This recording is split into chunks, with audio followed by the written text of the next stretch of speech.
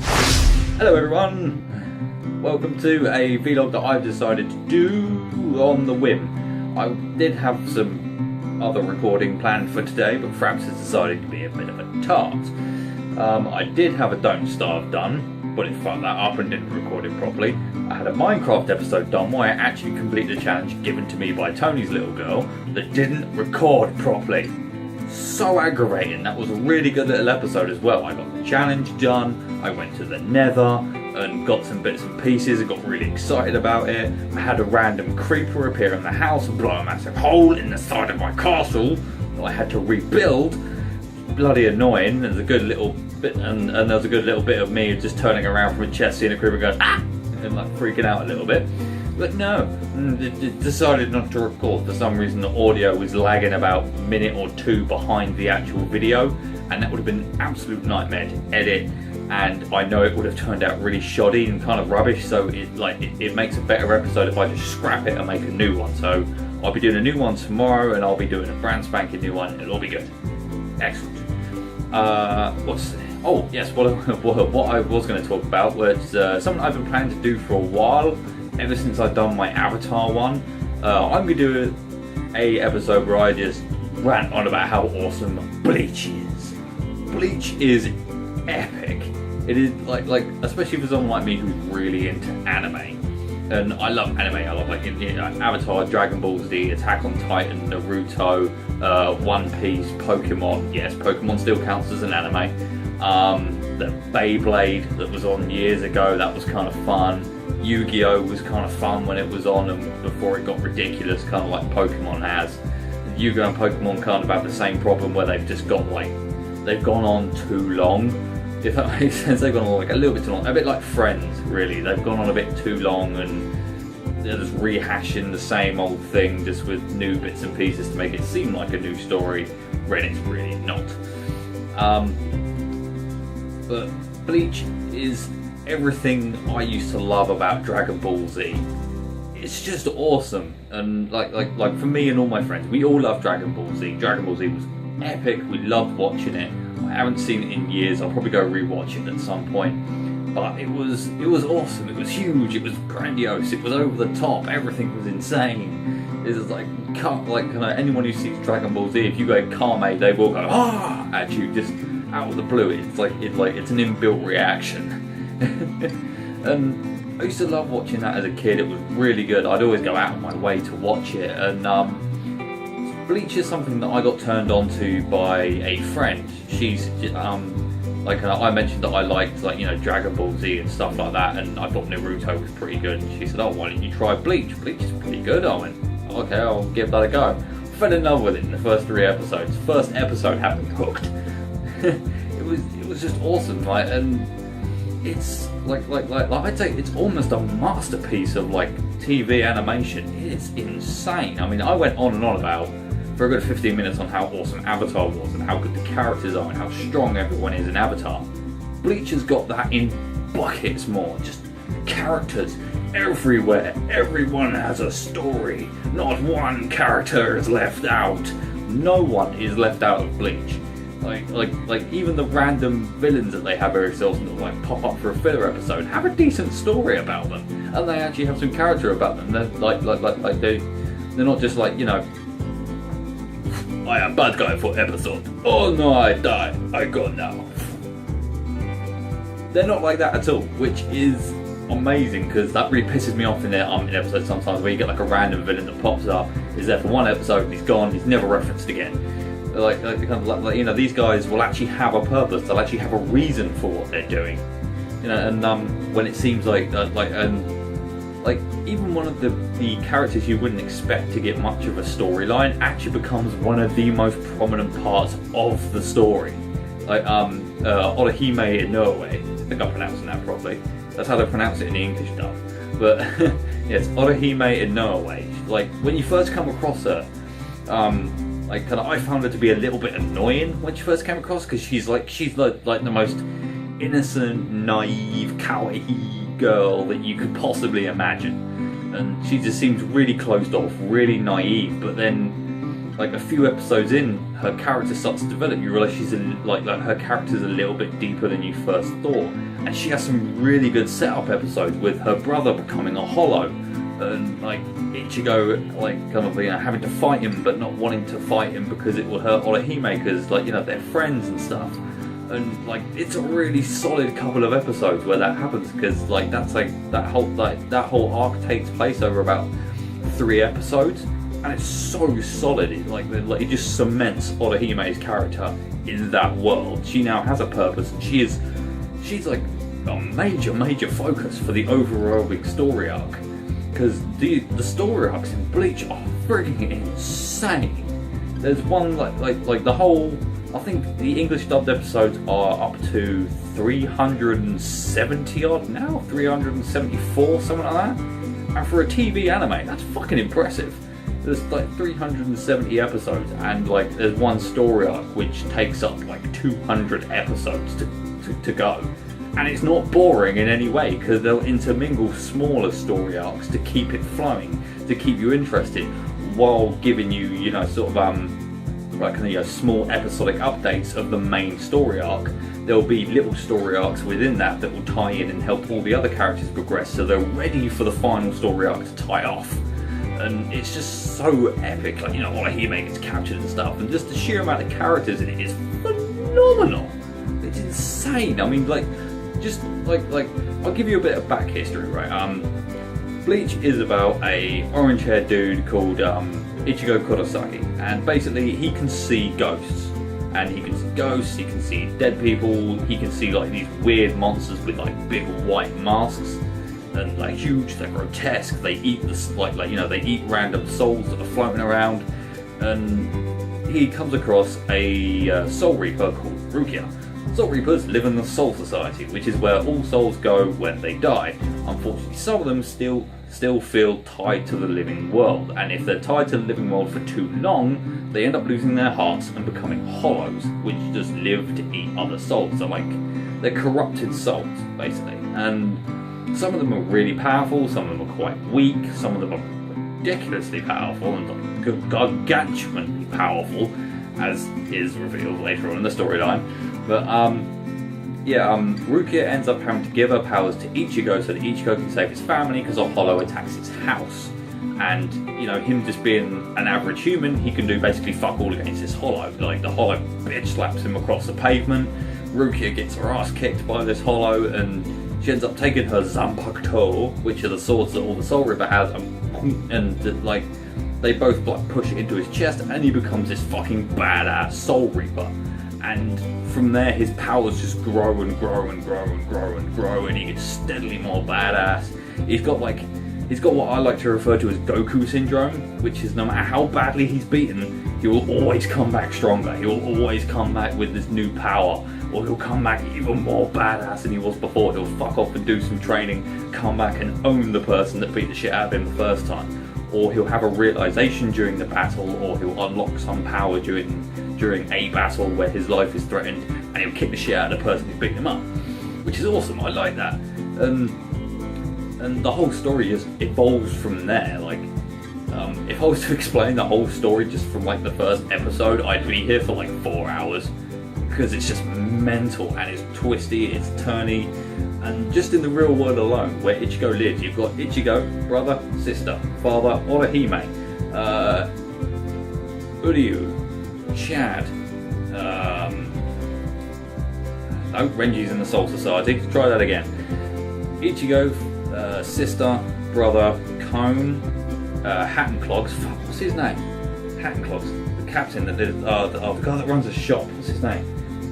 Mr. Hat and Clogs is fucking hilarious. He is awesome. He's like an ex-Soul Reaper captain, and he's just so funny. He's so really weird, but he's really epically powerful as well. And there's bits where you first write him off as a bit of an idiot, but then he'll do something colossally badass, and it's maybe you shouldn't mess with him. And then there's the 2 kids that live with him who are fucking badass. There's the guy who helps him run the shop. Ichigo's got 2 more friends that appear quite regularly, and who also get developed story arcs later down the line as well. It's his 2 random friends from school that just pop in whenever he's at school. He occasionally sees them out in the world, but he mostly sees them at school. and like they just have banter with each other. They develop storylines along the line. They end up gaining powers of their own. They got Tatsuki, Tatsuki, I think her name is. She's like really like she's like Orahime's best friend, and she gets epic powers as well. Everyone gets powers. It's like just from being around Ichigo. As soon as Ichigo becomes a Soul Reaper, he's so epic. He just like brings out powers in everyone around him, and everyone gets a power. Everyone gets a story arc. You know, you really like you see why some people act like they do. Like some people who act like idiots do it as a coping mechanism because they had like really horrible things happen to them in the past.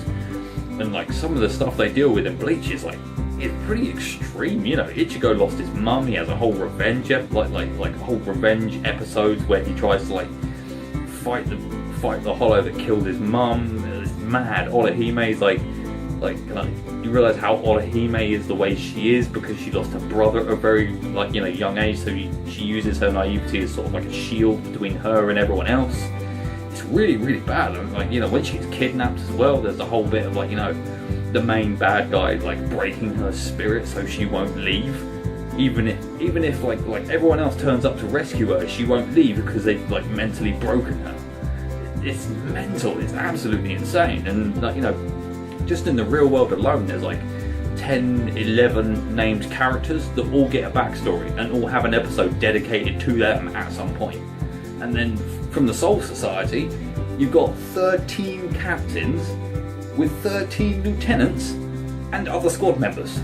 And other people who aren't even in the 13 squads. They've got the 13 court guard squads who are sort of who defend the Soul Society and they defend the world of the living and they suppress hollows and stuff like that. They're basically their job is to exterminate hollows, keep peace in the Soul Society and stuff like that. And there's 13 squads. Each of them has their own particular way of fighting, their own particular ethos, and their own particular speciality of what they do. Like say, Squad 4 are the healers, Squad 11 are the main fighters. Squad, I want to say 10. No, not 10. 8 is the Department of Research and Development, and their captain is a fucking psycho. Not psycho as in brutal and mad and a really good fighter, psycho as in mad scientist psycho. It's mad. You Kenpachi Zaraki is just awesome. He's the captain of Squad 11 and he's just a colossal badass fighter who doesn't give a shit about anything except fighting. He's an absolute badass. Squad 3's captain Byakuya Kuchiki is just the epitome of cool badass. He's either got his eyes closed in deep contemplation of the meaning of absolute awesomeness, or he just opens his eyes and goes and his Bankai and his Zanpakuto Shikai.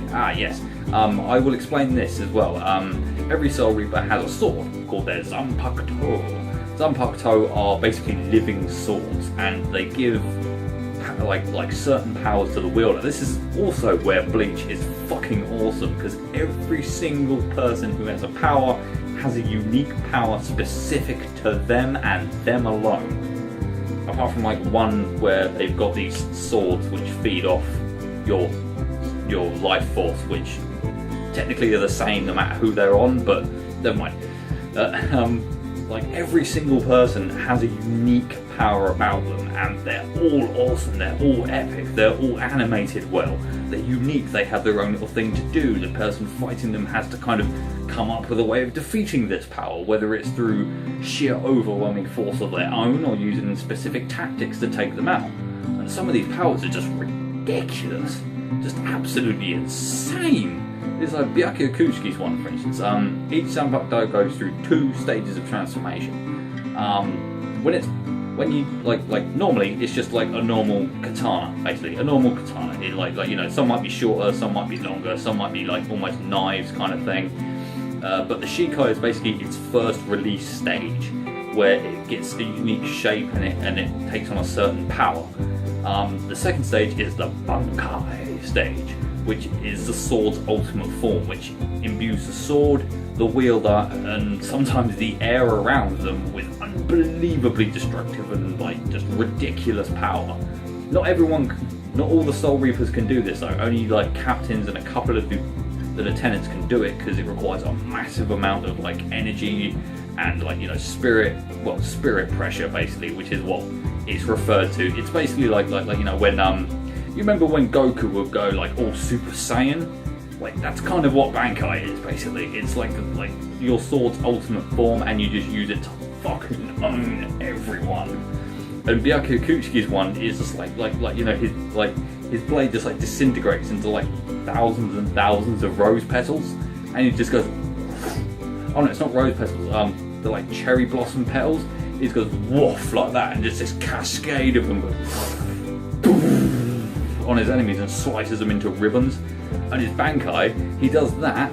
Only problem is his blade replicates itself thousands of times over, and then those disappear into rose petals. So it's like bajillions of the fucking things. It's like a tornado of little blades. It's freaking awesome. It's just like, holy shit. And all of it, every single episode is animated so well.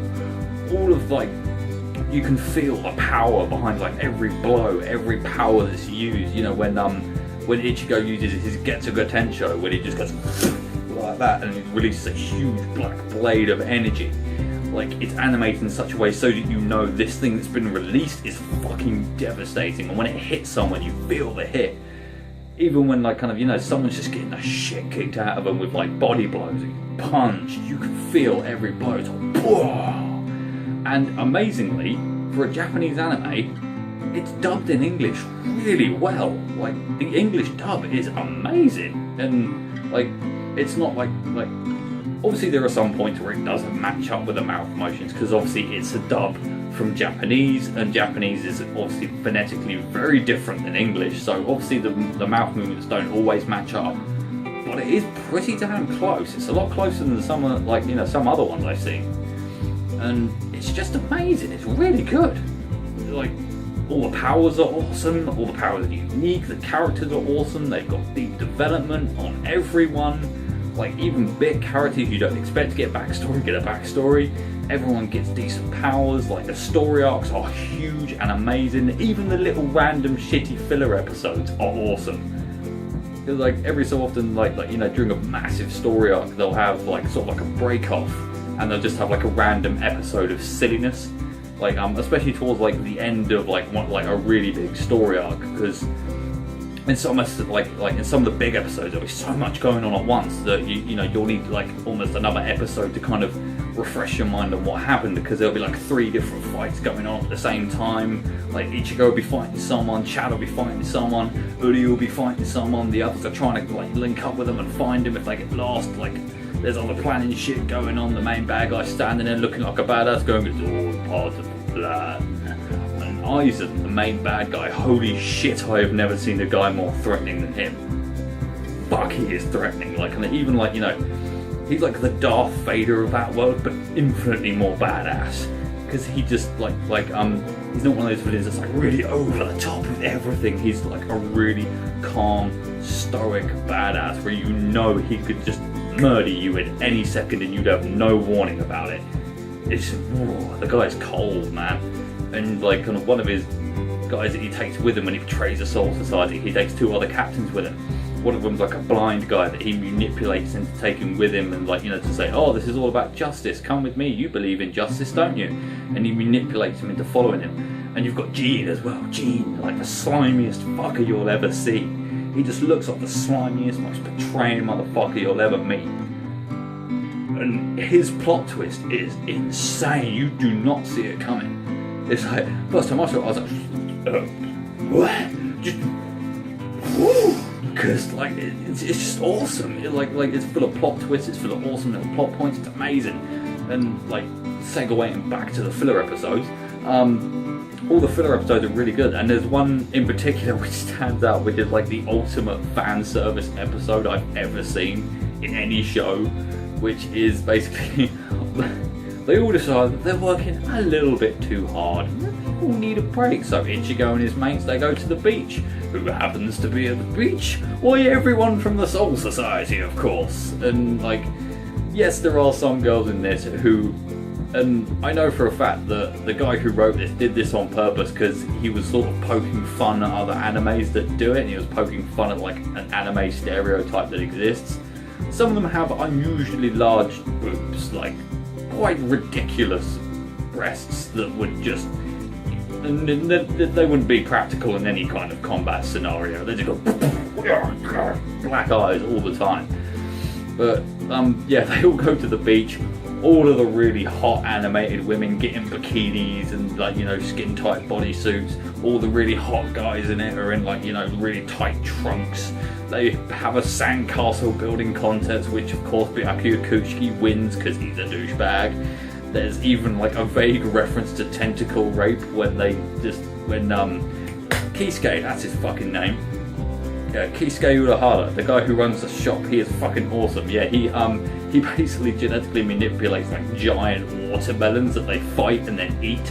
But like, there's one point where like, you know, they mutate and they start picking up all the girls and like in tentacles and what's her name, Matsumoto, who is just... She knows she's got large tits. She's fine with it. She plays on the fact that she has giant tits. She's sort of like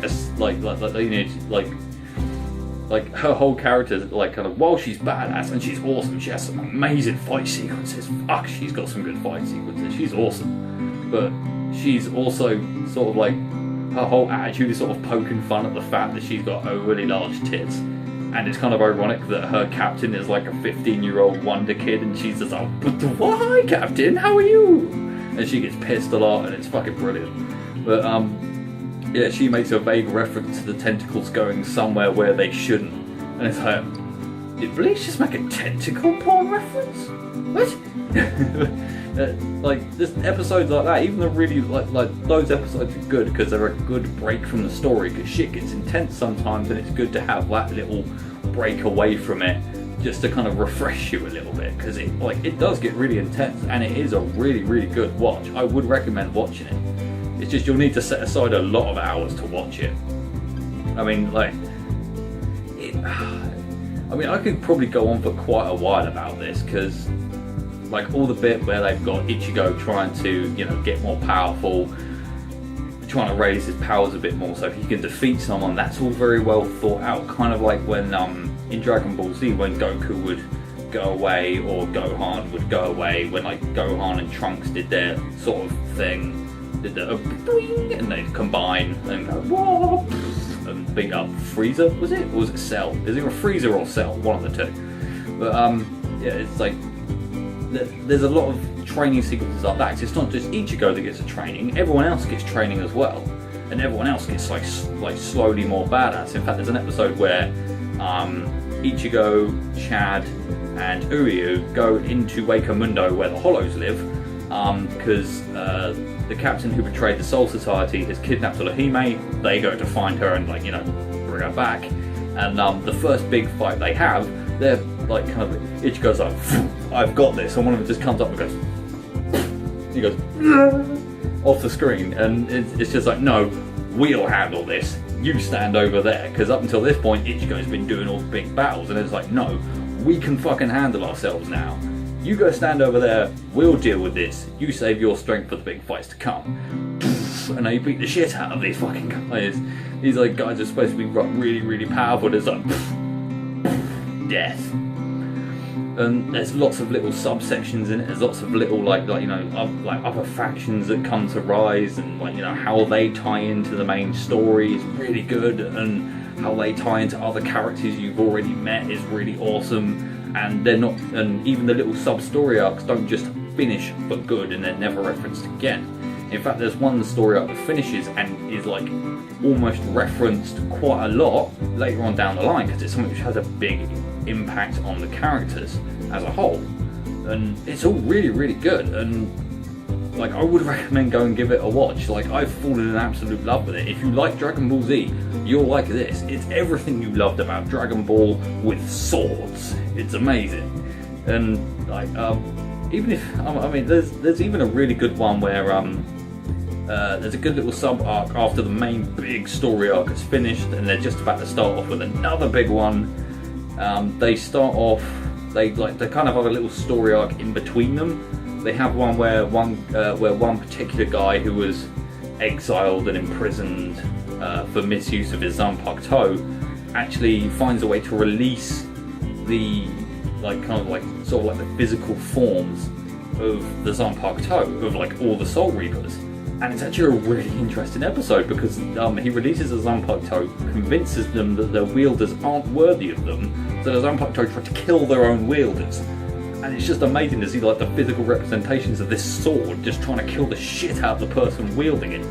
And the people who and it turns out that these guys have to fight their own Zanpakuto and able to sort of get rid of the brainwashing and get them back. And some of the fighting in it is really good. It's like the captains are like, oh shit, we haven't got our Zanpakutos anymore. We're gonna have to fight them on sheer skill alone. And a few of them are like, shit.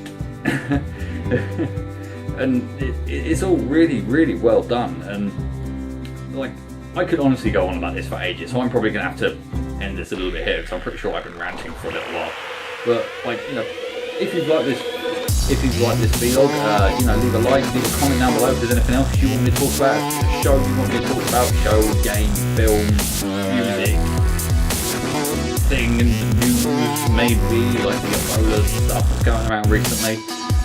Comment down there somewhere, let me know, hit the subscribe button down there, I think, or maybe down there, I'm not quite sure, it's orientated, still needs to be okay. But, hit that button, join the Brotherhood of Legends today for more vlog stuff, and, watch Bleach. Go watch it. Avatar, Dragon Ball, Bleach, Pokemon, go watch it. Yes. I know Pokemon's childish, I know. Rewatch it as an adult, it's funny as fuck. Especially if you've got a little bit of a dirty mind. It's funny as hell. I will see you guys in the next one. See you later, and enjoy life. Bye!